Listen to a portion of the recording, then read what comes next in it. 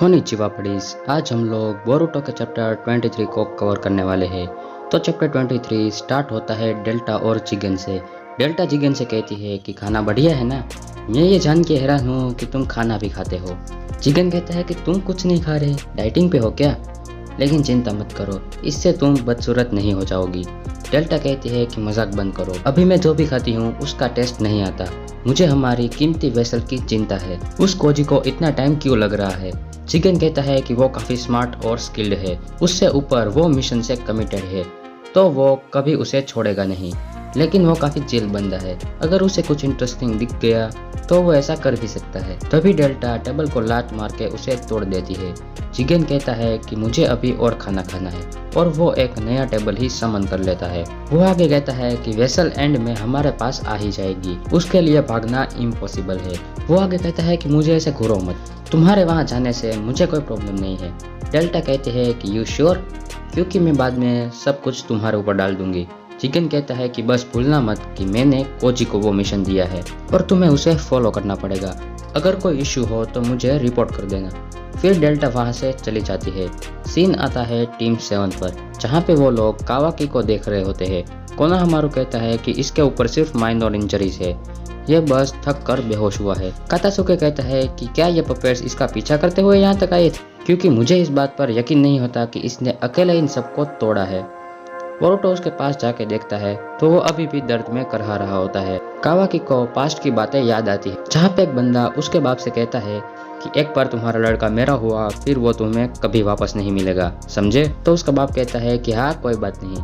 फिर वो आदमी उसे नोटों से भरा बैग दे देता है। फिर वो कावाकी के पास जाके कहता है कि तुमने काफी सफर किया, अब मैं तुम्हें अपनी कस्टडी में लूंगा, तुम चिंता मत करो, अब से मैं तुम्हारा बाप हूँ।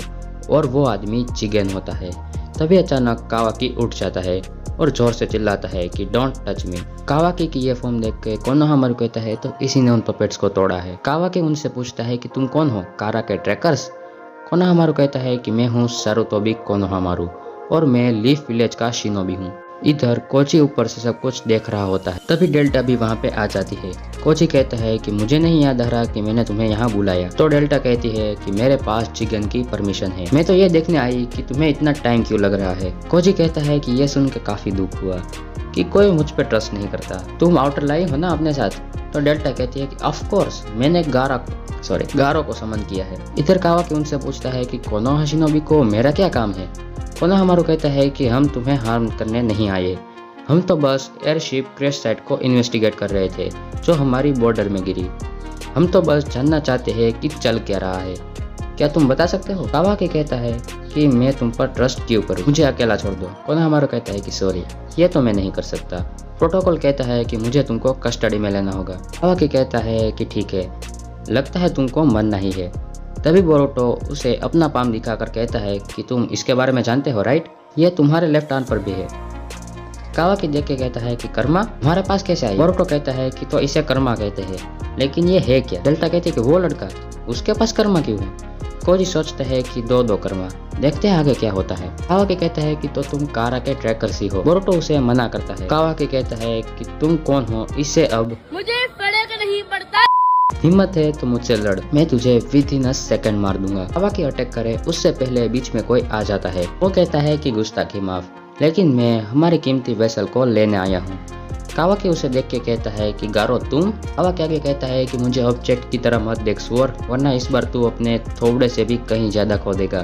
तो गारो कहता है कि बकवास बंद कर और अच्छे बच्चे की तरह आजा। कोनोहामारू बाकी सबसे कहता है कि कारा का टारगेट दी वेसल ये लड़का है। तभी गारो उस पर पॉइंट रख के कहता है मैं भूला नहीं हूँ कि तूने मेरी चीन तोड़ दी, मैं तुझे मारूंगा नहीं, लेकिन इतना दर्द दूंगा कि तू मौत की भीख मांगेगा।